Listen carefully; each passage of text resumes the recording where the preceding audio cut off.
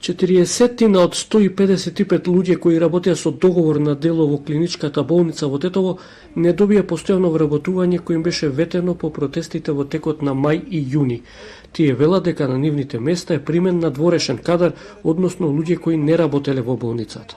Членови од владеачката партија ВМРО-ДПМН ми посочија за да бидам сигурна дека ќе добиам решение да почнам да одам на нивните состаноци и да извадам партиска членска книжка. Еве јавно ќе ви се обратам дека тоа нема да се случи.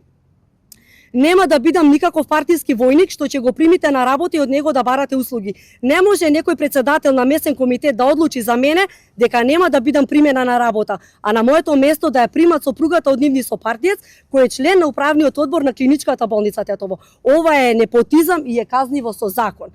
Представници на хонорарците кај директорот побараа одговор зошто не е исполнето ветувањето. Директорот Ерсен Елези, кој ги прими на разговор, уверува дека вработувањата се направени според законските прописи. Според него, примени се 80% од луѓето со договор на дело. Според профилите што ги има за огласот, што е за конкурсот, има разни профили.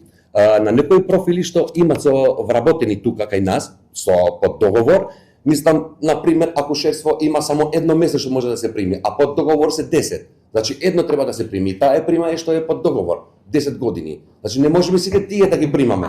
Директорот информираше дека добил одобрение за нов конкурс со цел постојано вработување да добијат и останатите кои се со договор на дело.